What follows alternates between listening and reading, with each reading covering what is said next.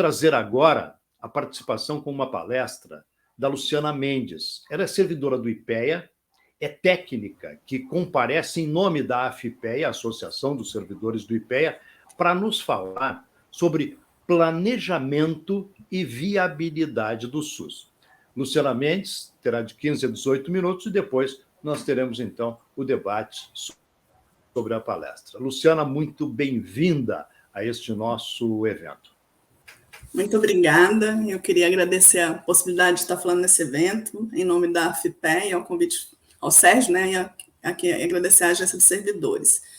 Bom, nessa discussão que eu estou trazendo aqui, na verdade, a ideia é voltar um pouco para mostrar como hoje ainda a gente tem que retomar discussões que foram feitas lá quando a gente construiu o SUS, né? E essa discussão, basicamente, do planejamento do SUS é uma discussão que volta ao momento em que a gente diz em quais bases esse sistema foi construído. Então, quando a gente olha para o SUS, ele nasce de uma construção coletiva. É uma construção coletiva, inclusive, de profissionais de saúde, né, que vão para as ruas, vão demandar a inclusão da população que estava completamente excluída, com grande participação social, né, e pensando o SUS para além da doença, né, a saúde para além da doença. E, mais do que um sistema de serviços, é um sistema de direitos políticos, econômicos e sociais, e um sistema inserido na realidade na qual ele se desenvolve. E nessa discussão, eu não tive o prazer de conhecê-lo, né, porque eu entrei na área de saúde, eu sou economista de formação, e somente quando eu entrei na área de saúde em 2002 é que eu fui entender o que era esse sistema. E aí, esse grande, né, Sérgio Arouca, que é um dos grandes nomes da construção da reforma sanitária, da construção no SUS, ele traz essa questão da saúde como, não somente como doença, né, mas como bem-estar social, para transformar a realidade na qual o sistema se insere e ser transformada por ele. Então, dito isso, a gente olha para um sistema que avançou muito, né, com ampliação de acesso, redução de desigualdades, com vários impactos na redução da mortalidade infantil, de doenças infecto-contagiosas, de doenças imunopreveníveis, um acúmulo gigantesco de experiências e conhecimentos em gestão, algumas delas a gente estava discutindo agora, de desenvolvimento de tecnologias, inclusive de movimentos políticos mesmo de defesa dos princípios constitucionais, né? Quantos estudos mostrando essa importância do SUS, mostrando outros sistemas que vão se basear no SUS para construir a sua organização, como o SUAS, né, o SUSP, sistemas que tentam também criar uma unicidade numa realidade federativa, né, como a nossa, e que entendem que a gestão do sistema, a experiência acumulada, o desenvolvimento de tecnologias são fundamentais e são parte da construção desse sistema único que tentamos ainda hoje fazer.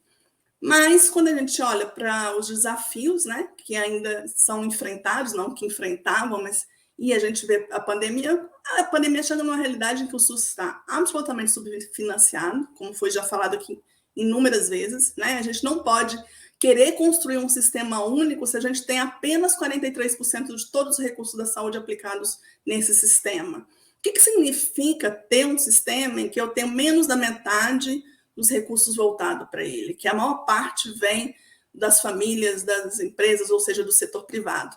É que quem vai definir a estrutura desses serviços, na maior parte das vezes, é onde tem a maior parte dos recursos. Então, por isso a gente tem uma grande concentração, né? Uma grande desigualdade na oferta, uma grande concentração de recursos. A gente tem, como a Hélida falou, né, um texto dela que é ótimo, falando da erosão ainda desse financiamento que vai se formando ao longo dessa década, principalmente a partir dos últimos anos, né? Uma ampliação da gestão do SUS por emendas parlamentares, que isso em si também é um problema, porque o sistema ele precisa ser pensado a partir de uma gestão tripartite com participação social, ainda que o Congresso seja fundamental, mas a forma como o sistema está sendo financiado, ele faz diferença, né? E a gente chega na pandemia com essas desigualdades refletindo, né, não só no contexto regional, mas também no contexto urbano, no contexto entre grupos populacionais, entre grupos étnico-raciais, e com diferenças enormes, né, nessa mortalidade, na morbidade que vai se observando em relação à pandemia e a outras doenças. E um sistema que tem sua base de trabalhadores com contratos de trabalho cada vez mais precários, né? Uma terceirização que aumenta significativamente em áreas estratégicas, né? Na própria gestão do sistema, na organização da sua força de trabalho, e que com isso vai dilacerando as bases a partir da qual esse sistema foi pensado.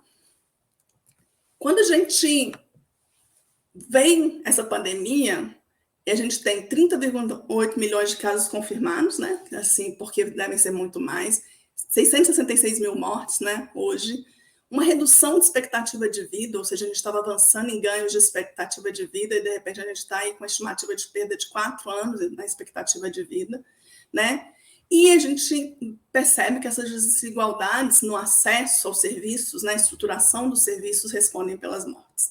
Esse é um artigo que a gente publicou recentemente na Nature Medicine, com o pessoal lá da Inglaterra, que mostra isso, né? Uma desigualdade no sistema é uma desigualdade também no número de mortes hospitalares e outros óbitos, nesse caso especificamente dos óbitos hospitalares. Quando a gente vê a pandemia, ao mesmo tempo a gente vê uma visão ampliada dessas determinações sociais, né? Eu disse que eu estou trabalhando no SUS há 20 anos, né, ou trabalhando com saúde pública e economia da saúde há 20 anos, mas há muito tempo eu não via um movimento social como esse, né, que é entender que a gente tem toda uma relação entre saúde e outras determinantes, como educação, como pobreza, como trabalho, e, ao mesmo tempo, uma discussão política mesmo, né, e pública da relevância desse sistema, que é construído em meio a disputas de modelo, né? E aí eu acho que a grande questão é se esse modelo vai se dar pelo Estado, com fortalecimento das bases estatais, com desenvolvimento de capilaridade de tecnologias, né? E um sistema que conseguiu responder, apesar de todos os desafios, que traz todo esse debate sobre essa importância dessa coordenação entre as 3 esferas de governo, né? Que estampa nas camisetas, nas redes sociais, essa discussão sobre um Viva o SUS. Mas o que significa esse Viva o SUS? Né? O que efetivamente a gente consegue extrair desse Viva o SUS? Né? A gente tem que entender que esse Viva o SUS ele tem que ser participativo, ou seja, a gente tem que reforçar a participação social, a gente tem que reforçar a participação das carreiras na construção desse sistema, tem que abrir espaço para essa participação, para essa construção, ou seja, voltando a pensar, como dizia essa palestra feita lá em 86, que saúde é democracia e a saúde e democracia, né? Que são 2 coisas indissociáveis quando você quer construir um sistema único, universal e integral.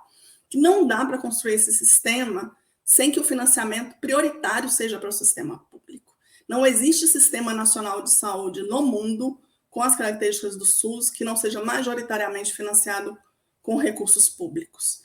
Né? Então, essa priorização do sistema público, a discussão sobre as renúncias fiscais, pensar todo o sistema voltado para esse sistema que atende a maioria da população, mas não só, que atende todos nós, e isso fica muito, muito claro quando a gente percebe a rapidez, apesar de todas essas fragilidades que foram ditas, que esse sistema respondeu, vacinando, né, a população, organizando a sua estrutura, apesar de todas as debilidades, de todas as dificuldades que a gente teve durante os períodos iniciais, né, de problemas de comunicação, problemas de gestão, né, e várias outras que vivenciamos.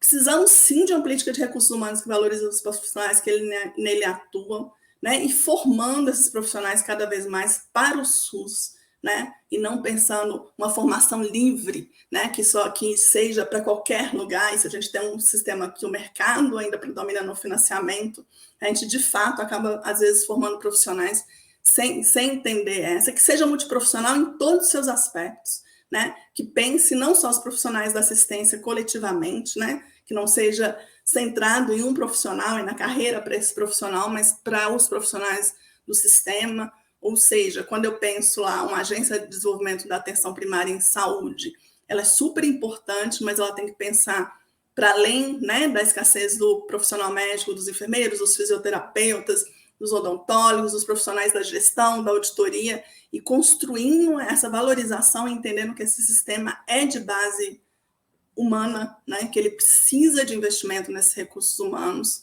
compreendendo a regulação pública como fundamental para a construção desse sistema. Então, a gente olha para o sistema no começo e vê que informações básicas para a gestão de uma resposta à pandemia, como quantos leitos nós temos disponíveis, esses leitos estão ou não estão ocupados, eles ainda não eram não só insuficientes, mas com uma regulação muito precária, fora outras questões que a gente observa, né, de necessidade de pensar uma resposta a partir de investimento em tecnologias, e que vem uma Fiocruz, um Butantan e várias outras instituições e conseguem rapidamente se organizar, ainda que com reduções significativas no investimento público para essas instituições, e, né, conseguir fazer todo o processo de incorporação de tecnologia para a gente avançar e conseguir dar uma resposta ao problema que a gente está vivendo, né, nessas necessidades que estão sendo faladas, da discussão da auditoria, da gestão da aplicação desses recursos, né, e a compreensão da importância da centralidade desse sistema de informação e da ética em sua gestão. A informação em saúde, ela tem um valor de mercado, a informação que o SUS recebe, ela tem um valor de mercado enorme, né? Em qualquer lugar, você ter acesso a essas informações reduz o custo para qualquer segmento, né? Que a gente chama de risco moral ou custo da ausência de informação. Mas não é por isso que eu posso disponibilizar essa informação para segmentos outros para além do SUS, né? Sem pensar quais são as implicações éticas e todas as implicações de acesso a essas informações. Então, quando eu vou a um atendimento no SUS e que eu tenho uma informação ali gerida pelo sistema, eu espero que ela seja tratada com todos os padrões éticos exigidos, né? E isso também tem que estar na discussão. Então, os desafios que a gente tem para construir esse sistema, eles passam por como transformar esse que foi um momento, né, de Viva o SUS, Defenda o SUS, numa efetiva defesa desse sistema como um sistema único. E eu acho que esse é um desafio que passa por todas as carreiras do SUS e para além das carreiras do SUS, a gente levar e trazer a população para essa discussão, para que, como em outros sistemas universais, que o SUS de fato continue sendo defendendo para além do momento da pandemia, que ele continue sendo defendido nas suas bases, na sua centralidade. E aí vem duas questões, né? O Nelson Santos, que é também um dos grandes, ele diz que a gente considera o SUS um processo inacabado, né? Com desvios que precisam ser de um lado consolidado em suas melhores conquistas, e de outro permanentemente reinventado para dar conta de cumprir sua missão. Esse é um grande desafio que está colocado aí para um dos nomes gigantescos da reforma sanitária. E voltando à Arouca, né? Nós temos que aprender a viver com a diversidade, nós temos que aprender a viver com o coletivo. Vai ser no coletivo que vamos construir de novo esse projeto. Ele estava falando isso lá em 86 e, efetivamente, a gente está nesse mesmo momento, imaginando como a gente vai construir esse sistema, sabendo que a gente vai errar. Mas a construção desse sistema passa, sim, por uma discussão que é uma discussão sobre a sociedade brasileira mais justa e democrática. E é nessa base, trazendo a população, discutindo e mostrando a importância dessa base de profissionais, desse sistema, é que a gente consegue, né, com todos os desafios imensos que a gente tem, que foram falados pelos outros palestrantes e pelos debatedores, tentar viabilizar esse sistema e voltar a discuti-lo na sua centralidade. Muito obrigada.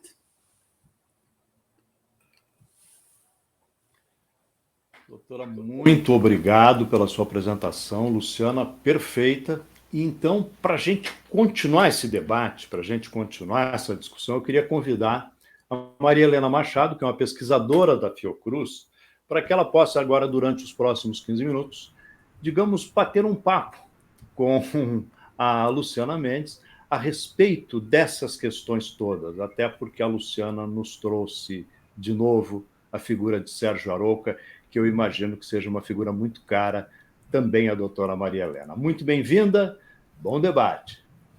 Muito obrigada, bom dia a todos e todas. Eu quero também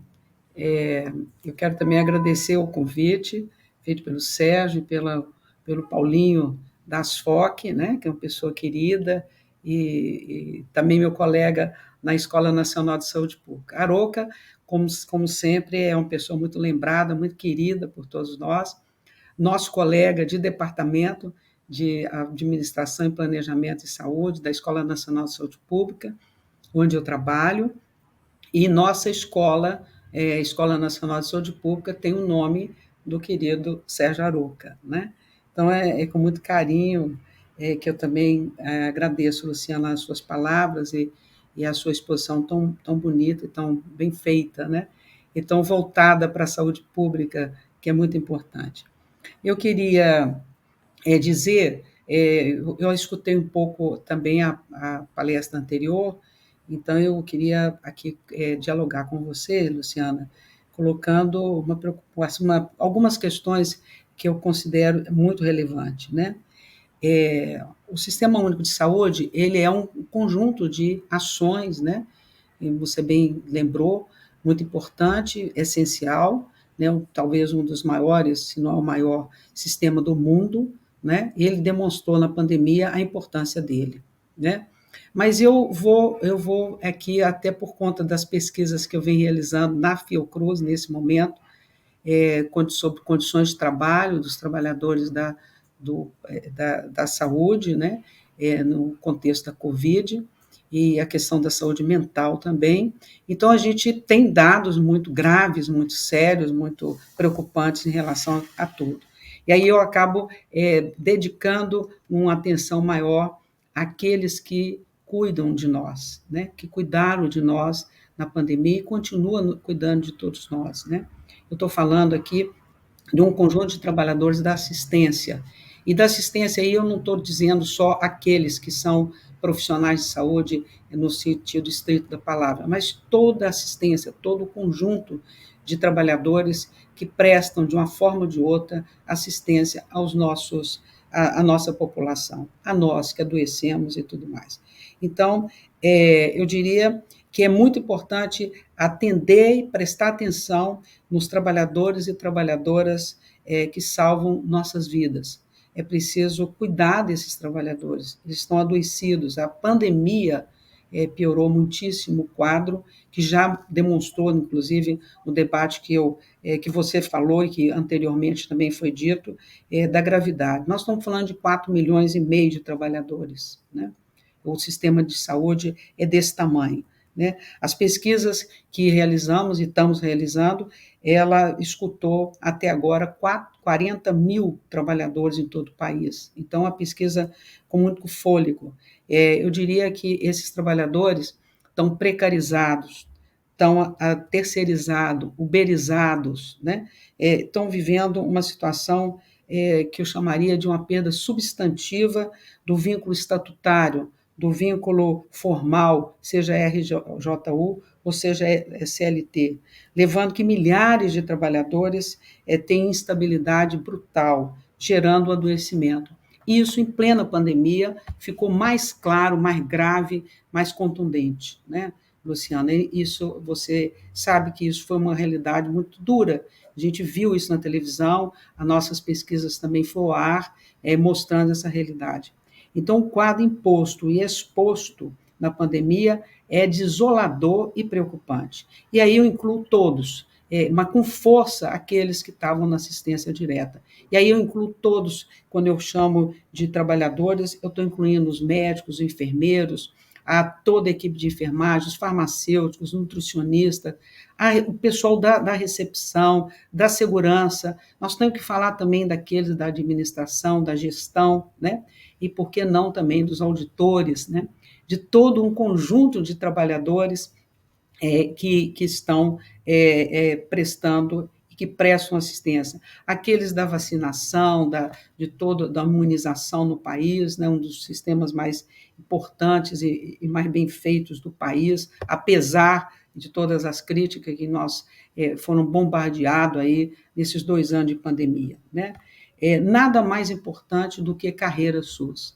Eu não tenho dúvida de que a coisa mais importante, e esse evento nos permite vir aqui e debater e trazer essa discussão que parece uma discussão antiga, ultrapassada para um determinado grupo de pensamento, de que carreira é bobagem, que estabilidade é bobagem, que isso custa caro, que trabalhador da saúde custa caro. Caro é a nossa saúde, caro é a nossa vida, né? E a necessidade de proteger. Então, é preciso ampliar nosso debate. Aqui foi falado recorrentemente na questão da precarização do trabalho, precarização das condições de trabalho. Eu diria que precarizar para construir carreiras suas. Né? A principal coisa que nós precisamos, nesse momento, é discutir a precarização do trabalho e a desprecarização do trabalho com rumo à carreira. A precarização foi dito aqui, e eu fiquei bem atenta quando disse que a precarização ela gera déficit de pessoal. Então, quando eu arrumo formas alternativas equivocadíssimas de contratar profissionais, aqui foi dito que os auditores, né, escassez de trabalhadores, déficit de pessoal, que leva a um esgotamento, a um excesso de trabalho, uma sobrecarga de trabalho. Vocês imaginam isso? Isso foi dito aqui pelos auditores, mas há também, mais ainda grave, o déficit com os trabalhadores da saúde diretamente vinculado à assistência. E aí nós estamos falando de déficit de médico, de assistentes sociais, nutricionista, fisioterapeuta, cirurgiões, dentista, todo o pessoal de nível técnico, nível de apoio, nível auxiliar. Então, a pesquisa mostra déficit para todo lado, né? Ou seja, a precarização produziu esse desastre que eu chamaria que é a precarização do trabalho. É muito importante que eu não estou aqui querendo criticar a discussão de carreira federal, mas nós precisamos falar na carreira de um sistema único de saúde, é o sistema tripartite. Nós nunca podemos esquecer, o Frutuoso vai em algum momento também participar, né? É muito importante dizer que o Sistema Único de Saúde ele foi constituído, né, Luciana, final da década de 80, com a perspectiva de pensar o sistema na esfera federal, reduzindo-se a participação do ponto de vista da assistência, mas ele no ordenamento no ordenamento de tudo, na organização, na coordenação. O Ministério de Saúde tem uma importância fundamental. O sistema estadual, que tem outra estrutura muito importante, fundamental para o Sistema Único de Saúde, e a força do município, a força da empregabilidade no Sistema Único de Saúde, na esfera municipal. E aí nós temos que pensar, a carreira ela precisa dialogar com essas esferas, é preciso dialogar trabalhadores federais, estaduais e municipais, é preciso dialogar as várias carreiras e categorias profissionais tão maravilhosas, tão essenciais ao Sistema Único de Saúde, né? Aí nós vamos desde da assistência que eu acabei de falar, mas também outras áreas, né, como, por exemplo, os auditores que estão demonstrando enorme preocupação e sentido, desejo que isso seja mudado. Então, é preciso o que eu chamo de união, é preciso que a gente possa dialogar, e eu acho que esse evento nos aponta isso. O Conselho Nacional de Saúde é um exemplo perfeito da representação social e política, que lá no sistema, lá no Conselho Nacional de Saúde, nós podemos falar que tem ali o diálogo, está estabelecido. Usuários, trabalhadores, gestores públicos, federais, estaduais, municipais, os gestores da rede privada e da rede filantrópica. Então, é um conjunto de trabalhadores, de gestores e de usuários, que, a sua maioria, 50%, né, ele precisa trabalhar com essa perspectiva. Eu acho que a perspectiva é boa, muito boa, da gente pensar o futuro no momento tão grave, tão crítico, como você mesmo mencionou, né, das dificuldades de financiamento, com as dificuldades de gestão e, principalmente, da gestão do trabalho. Eu vou dar um exemplo aqui, já quase finalizando o que eu queria falar nesse primeiro momento. É gravíssimo que, no final de 2019, o governo federal, por uma medida, ele extingue a Mesa Nacional de Negociação Permanente do SUS. Ela foi criada pelo Conselho Nacional de Saúde e vinha nos governos anteriores, né? Aí no governo foi reinstalada, ela foi criada em 93, ela ficou parada por vários anos no governo FHC, depois ela volta com força e foi reinstalada no governo Lula e no governo Dilma, e manteve, inclusive, em parte, depois do golpe que aconteceu em 2016, o Temer continua mantendo a Mesa Nacional. E agora, infelizmente, ela foi extinta no momento, Luciana, muito grave, que é um momento que poderíamos estar agora, essa discussão também com a Mesa Nacional de Negociação, que ajudaria muitíssimo, né? Com a IPEA apresentando os dados, a importância tão grande que tem o IPEA nos estudos, a Fiocruz com nossos estudos e tudo mais. Bom, eu gostaria de dizer, para finalizar, dizer para você que eu vejo com muito bons olhos a ideia das carreiras, né? Discutimos as carreiras, mas sempre com a perspectiva de que não vamos discutir as carreiras de forma uno, mas vamos discutir de forma coletiva, né? O que significa a carreira do DENASUS? O que significa a carreira dos auditores? Qual o diálogo que precisamos estabelecer com os médicos, com os enfermeiros, com todos os trabalhadores de saúde? Não sou favorável à carreira para médico, para enfermeiro, para farmacêutico, é óbvio que eu não sou, mas eu sou favorável à carreira dos trabalhadores da saúde, da assistência, né? da administração, de todo o sistema de saúde.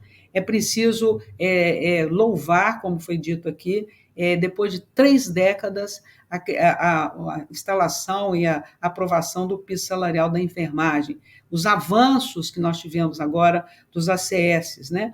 Mas precisamos pensar que os trabalhadores, de um modo geral, os 4,5 milhões de trabalhadores, precisam ser resgatados.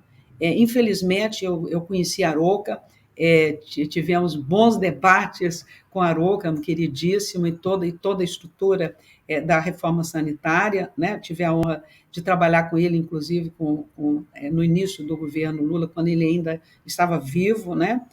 Maravilhoso e muito ativo.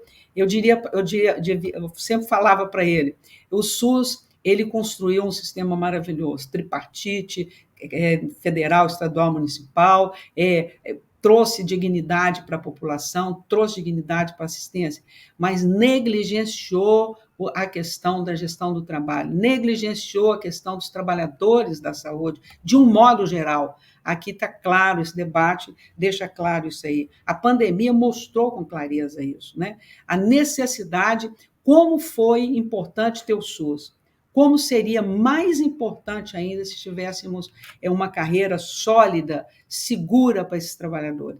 Eles não entraram na pandemia seguros, nem estáveis, nem com salários razoáveis, nem com carreiras, entraram de forma diferente, muito, muito grave e muito desprotegido. De um modo geral, os trabalhadores...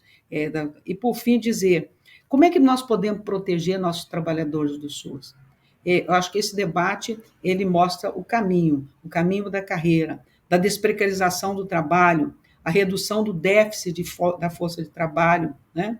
É muito importante melhorar as condições de trabalho com qualidade e biossegurança, tão grave que mostrou a pandemia, como estamos despreparados, né?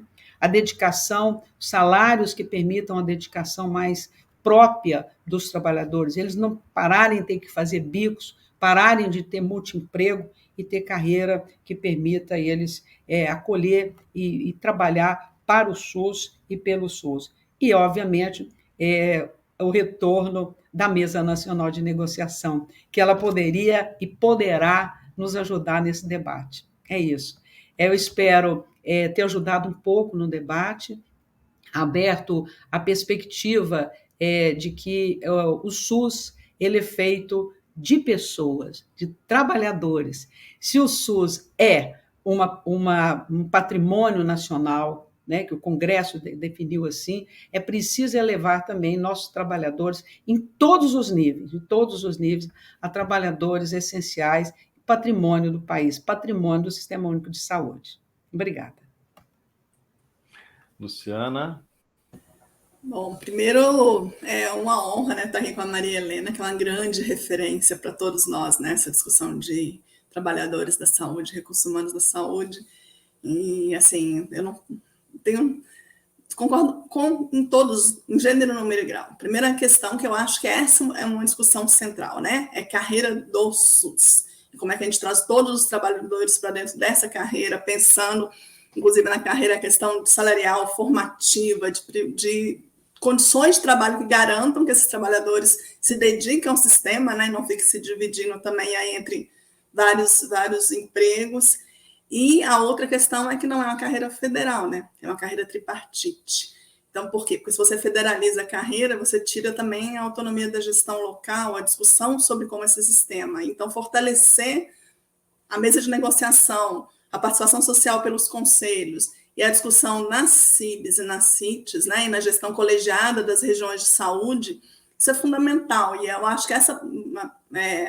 Marilana tem toda a razão quando ela diz, né, nós fomos muito para um canto da discussão, e, de fato, a questão das carreiras, ainda que esteja, né, muito bem, cada vez mais estudada, aprofundada, né, com grupos como o que você lidera, ela não entra numa pauta nacional com a mesma força que outras agendas. Então, a gente tem que trazê-la para a pauta nacional, né, nessa discussão, e não existir sistema de saúde que não seja baseado em pessoas, em trabalhadores, né? Sem achar que tecnologia vai substituir pessoas é um grande equívoco, inclusive porque a base do sistema é a humanização, é a anamnese, é olhar o trabalhador, né, na assistência, mas também na sua gestão. Né, quando a gente terceiriza, literalmente, né, para contratos de bolsa, de organismos internacionais, a gestão, centrais da gestão do sistema de saúde, a gente perde a capacidade de garantir essa estabilidade e essa organização única também. Então, é só agradecer, porque eu acho que a gente sempre aprende muito contigo, e obrigada pelos comentários. Gente, doutora Maria Helena Machado, muito obrigado. Luciana Mendes, muito obrigado por trazerem esse assunto tão importante. E eu gosto muito dessa palavra, acho que todos nós temos uma angústia muito grande, uma vontade muito grande de que as coisas funcionem, e parece que a cada dia as dificuldades vão ficando maiores. Mas são estudiosas como vocês que nos trazem a esperança de que as autoridades deem ouvidos, né? Olhem, sintam como os brasileiros precisam desse sistema, um sistema único, universal, que poucos países adotaram, mas que está implantado aqui no Brasil, com todas as dificuldades que são naturais de questões políticas. Muito obrigado a vocês.